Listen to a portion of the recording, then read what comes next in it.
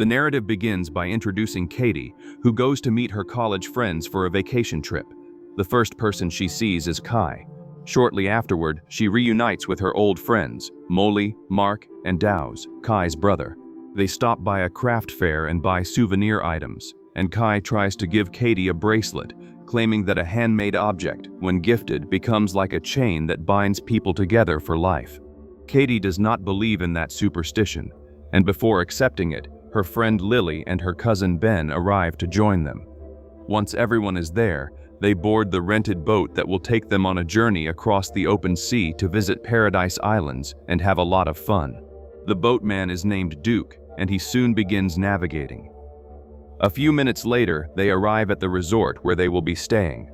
While checking in, Lily records videos for her social media, but at that moment a young woman named Yus, Molly's sister, enters and catches the group's attention. She comes with other friends, and upon approaching Molly, it becomes clear that they have an unresolved past conflict, and Molly confronts Yus about being there only to torment her. The new visitors are more arrogant and quickly head to the best rooms. The friends forget about it for a moment and decide what to do during their vacation. They look at a brochure about inhabited islands and some isolated ones. Ben approaches Katie and starts a casual conversation, while Kai watches them with a slight look of jealousy toward his friend. Later, while Katie organizes her suitcase, she hears whispers in her head related to a past trauma, something that has been bothering her daily. Lily sits down to talk with her about her fears, but the young woman says she is fine. Then the group heads to the resort pool for some fun, but Kai keeps admiring the bracelet he intended to give Katie. Noticing his brother's longing, Dows questions him about the feelings he hides for the young woman and the 5 years of friendship without ever saying what he feels. On the beach, Ben and Mark are admiring the sea and Yus's friends. They talk for a while, and Ben confesses that he came on the trip to let go of something personal. Later that night, the group of friends gathers in the resort's sandy area for dinner. Seeing the opportunity to get closer to Yus's friend named Kitty, Mark introduces himself charmingly to the young woman. However, his effort is literally interrupted and frustrated by the girl's companion. The scene shifts to Katie, who, while looking at Ben smoking a cigarette, sees a ghostly-looking woman watching him, and she only disappears when he puts out the cigarette.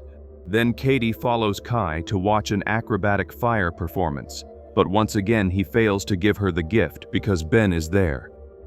The next morning, the group boards Duke's boat, and before departing, the boatman says a prayer while holding his necklace, which he inherited from his ancestors, an amulet that brings blessings to him.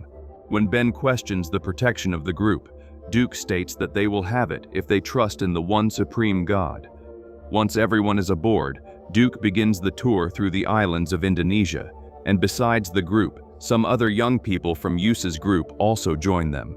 They sail through calm waters and observe remote drifting islands. The group notices a different island in the distance, featuring a large rock formation resembling a skull. When the group asks whether the boatman can take them there, the guide named Eddie says he does not have authorization to stop at the island they desire.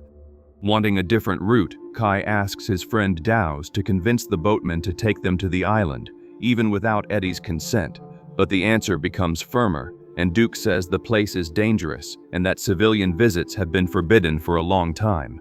The route continues a few kilometers ahead, with the destination being an island permitted for visitation. The group soon prepares for a dive, and the fun begins. The group admires the beauty of the sea for a while, enjoying peace and a good swim. A few minutes later, the group returns to the boat, but Katie remains in the sea. Not very deep underwater, she comes across a floating skull, and when she looks below, she sees a valley of human bones. After a minute, Lily asks Kai about her friend, and worried about her, he dives in to look for her. Soon afterward, the boatman and Eddie also dive in. Kai sees his friend unconscious and quickly pulls her out of the water. Fortunately, she survives the brief drowning caused by the fright. Meanwhile, Duke confronts Eddie about the danger he had warned about earlier and that it was not good to sail through those areas. The group then heads back to the coast. Later, Duke talks with Katie and Yus's group, and explains that all the islands near the continent have legends about ancient peoples, and among all of them, the one they approached has the most terrifying legend.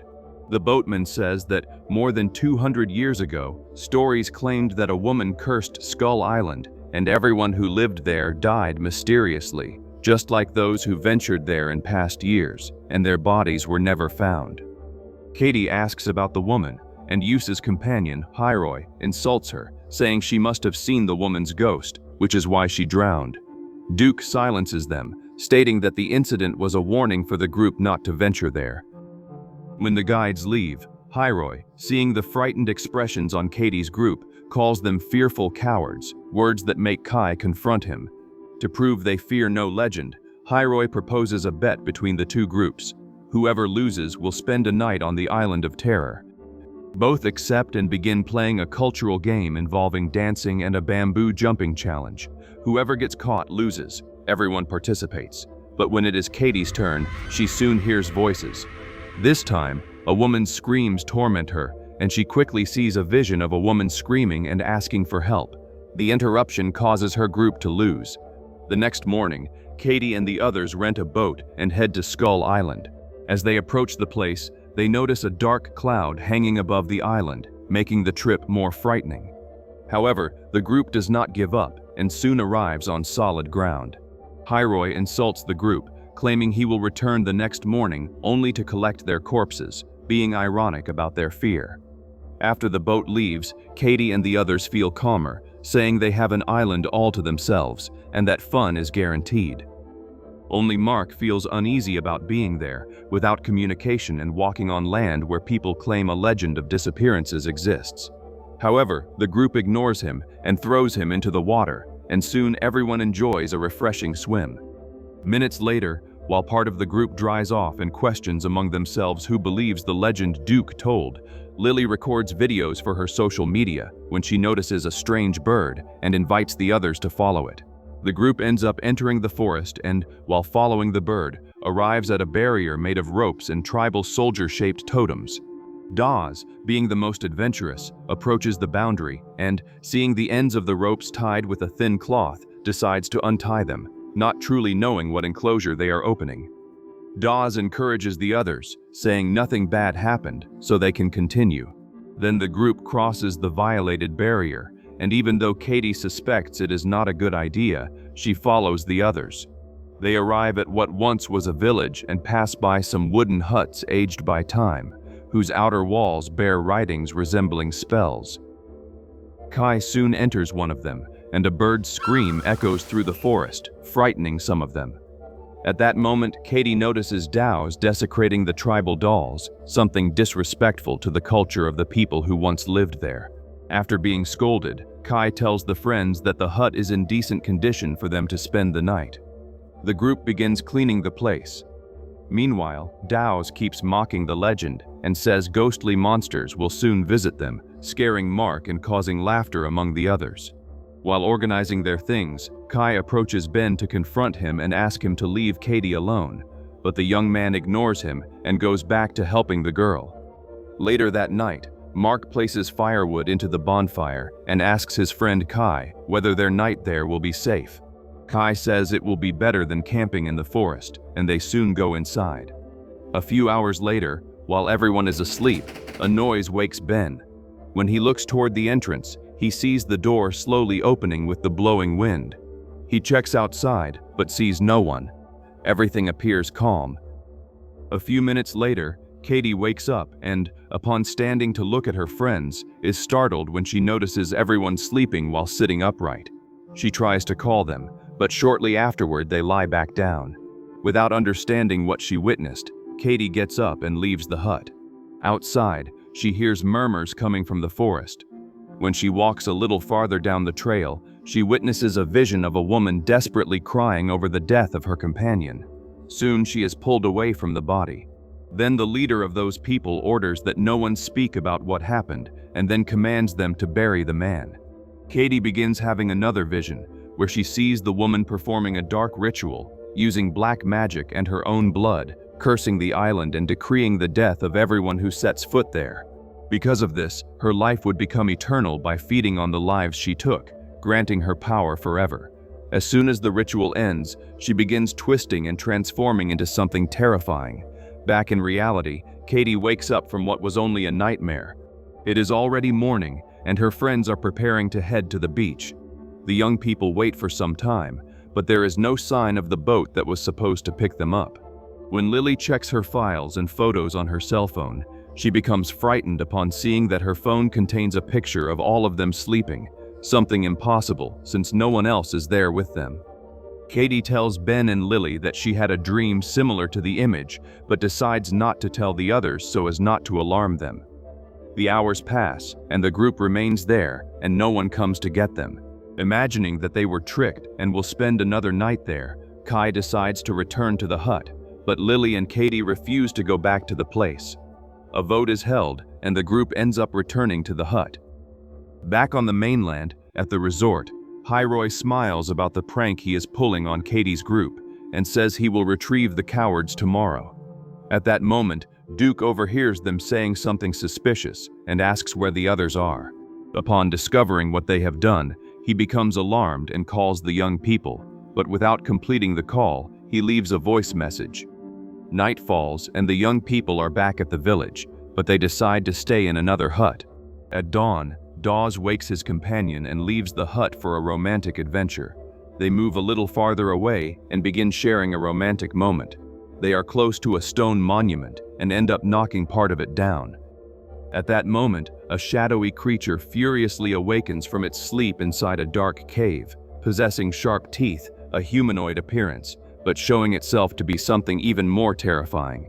It quickly smells the scent of the young couple's love. The scene shifts to Katie waking up, noticing none of her friends around. Once again, she has a vision of the old village, this time on the day it was attacked. The shaman master and the people see the creature that the widowed woman transformed into approaching furiously and declaring that she will destroy everyone. She is possessed by black magic, has the eyes of a demon, and can climb trees backward. She leaps upon the villagers, killing them one by one with her sharp claws and strength beyond human comprehension.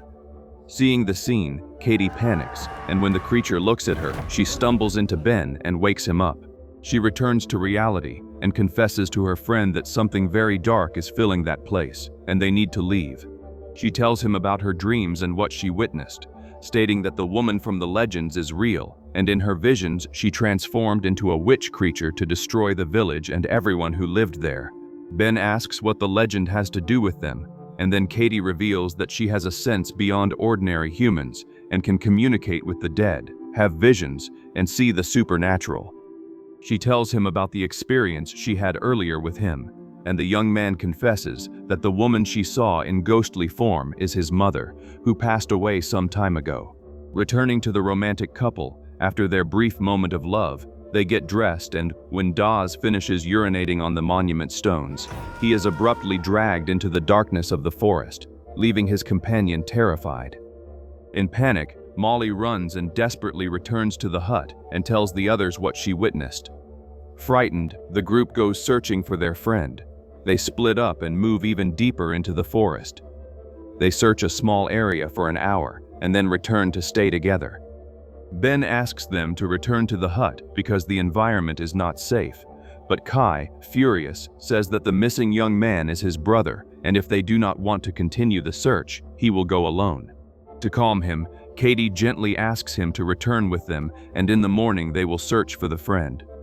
While they head back, the scene shows Dows tied to a stone altar, and he becomes terrified when his flashlight focuses directly on the demonic creature above him.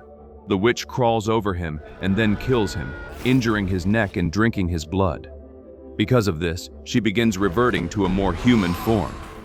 The next morning, the group organizes itself and decides to begin the new search. However, Mark asks to stay behind in case the friend returns to the hut. The young people go deeper into the forest, and Ben marks the trees so they will not get lost. Katie catches Lily's attention and says she fears that evil has fallen upon Dows. She tells her about her dreams on the island and says she saw the witch the legends claimed existed there. At sea, Duke gathers Yusa's friends to head toward the island and asks them to pray that they find everyone alive. Not far from the coast, the boat has engine trouble and the trip stops. Trusting in his faith, he says a brief prayer to the divine and then restarts the engine. As a good sign, the boat starts working again. In the forest, the group is soaked and wants to find shelter to wait out the rain, but Kai wishes to continue. Back at the hut, Mark is alone and waiting for his friends. Suddenly and unexpectedly, Kitty appears there, making him quite happy. They begin getting romantically closer, and Mark believes he is about to have an incredible moment.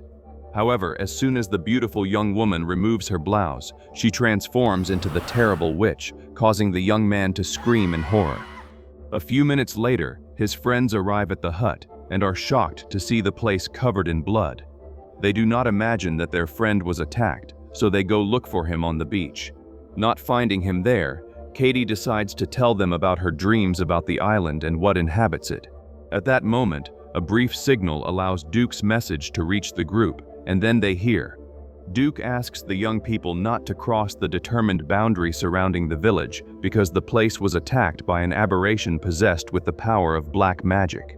He also explains that, to put an end to the deaths, some villagers summoned a shaman to destroy or drive away the witch creature, but the curse and powers of the dark entity were too strong for him. The only solution was to sacrifice himself using his blood to transform the tribal statues into guards and amulets that would imprison the witch there on the island. The message arrives too late to warn them about the danger of the island and crossing the marked boundary. Suddenly, they see a boat approaching. To their luck, it is Duke's boat. However, as it approaches the island, the boat unexpectedly explodes, killing everyone aboard. Devastated, the group sits on the sand and mourns the loss of their friends, but they cannot wait there for long because they still need to search for or discover what happened to the others. Believing they can change something, the young people retie the fence rope and clean the statue stained by Dows. Afterward, they head to the place where the young man was attacked, and Katie notices the monument stone out of place. She says she senses a man buried there, and when she touches the stones, she feels the need to dig the grave. Her friends help her, and minutes later they discover a man's skeleton. Katie then touches the skull and has a vision. She sees part of the life of the man named Chen, living happily beside his wife Maya. One day, he gave her a cloth doll as a gift, stating that they would always live together. However, the truth is revealed. Chen is an outsider who arrived on the island and fell in love with her, a love forbidden by Maya's people. One day, the villagers confronted the couple, claiming they would never allow their union. The elder orders them to separate the two, and during the confrontation they end up killing the man Chen. Katie returns to consciousness and tells the others. She states that they need to break the curse, because it is all about the revenge of an enraged woman who sought powers through black magic to destroy the village and the people. Ben asks Katie how they will do that and asks her to guide them, since in the dreams and visions she described she saw where and how the woman transformed. Katie says they will head to a cave in the center of the island and leads her friends there. Before leaving, Ben takes the handcrafted spear of one of the tribal guardians. The group then follows a trail, and Lily records a video telling what happened and about her fears. But seeing this, her cousin reassures her. A little farther ahead, Katie walks while looking to one side, noticing the wind blowing the leaves unnaturally, and fails to notice the creature stealthily climbing a tree, showing that it is watching them. When the young people stop to rest, Katie says she thinks someone is following them. As soon as they resume walking, the creature reveals itself hidden among the trees. After hours of walking, the group reaches a waterfall and needs to cross the current. When they begin crossing, the witch is watching them beneath the water. The last one crossing is Lily, and when she gets close to Ben, the creature appears before her, terrifying her. However, seeing that Ben came armed, the witch turns and attacks him, drowning him in the water. He manages to strike her a few times and push her away, but the aberration does not give up and drags Lily to the bottom. Kai and Ben search for her underwater, but she has been dragged far away, beyond their reach. After the sudden attack, Katie instructs the others to continue toward the cave. Night falls, and Kai makes an improvised spear. Afterward, they rest a little. Unable to sleep, Katie talks with Ben and hears him lamenting the losses because he was deeply shaken by his mother's death and wished he could at least have one more conversation with her. Suddenly, noises come from the foliage around them, and a voice echoes Ben's name in the distance. He goes to check the surroundings and, believing it is his mother's voice calling him, searches for the source of the voice. Soon, Ben sees his mother, and the woman happily approaches him. Ben tries to speak with what he believes is his mother, but Katie soon arrives and says that the woman is not his mother. When the young man shows the tribal spear, the apparition backs away and disappears. Shortly afterward, back at the camp, a scream echoes. Molly sees the witch before her and ends up knocking the tent over onto her. Kai stands up and, together with the other two, removes the tent, but they are shocked to see the evil creature carrying the young woman away. Frightened by that, the group no longer sleeps and continues walking until dawn. Several kilometers ahead, they stop to rest, and Ben gives a leader-like opinion, which irritates Kai. The two get into a heated argument, but Katie interrupts them, asking them to stay united. At that moment, they see the cave entrance and head toward it. Meanwhile, Molly wakes up and finds herself before the horrendous beast which thirsts for more blood. The group enters the cave and hears their friend's screams. They run quickly, approach the sacrifice stone, and witness the terrifying scene of the witch killing Molly. Furious, the friends attack the creature, but their strength does not compare to the powerful magic of the entity. However, they possess one weapon. The tip of Ben's spear was blessed with the shaman's blood, and when it touches the witch, the weapon burns her skin. While the friends try to injure the witch, Katie follows the voices in her head and opens a box, where she finds the doll gifted to Maya by her companion. The witch, seeing the theft of what belongs to her, runs after the young woman to destroy her. But before she can hurt Katie, the young people manage to grab the witch and injure her. The moment is opportune for Katie to flee as fast as she can beyond the forest limits. However, neither of the two is a match for her, and soon Kai is brutally injured by the creature's claws, and Ben also receives a fatal blow. Katie runs through the forest, lamenting the loss of her friends, but she ends up coming across the ruined house of the old couple. She has another vision and sees herself on the day the doll was given to Maya, a symbol of love and affection, but also a gift for the child they were expecting. At that moment, the young woman discovers that not only was a love destroyed, but also the life of an innocent. During the villagers' attack against the couple, the emotional impact was enormous, and they also forced her to drink a liquid to destroy the life inside her. Consequently, she ended up losing the baby. Suddenly, Katie returns to reality and is grabbed by the witch creature. However, before the worst can happen, Katie speaks the words of Maya's great love, causing her to retreat from the attack.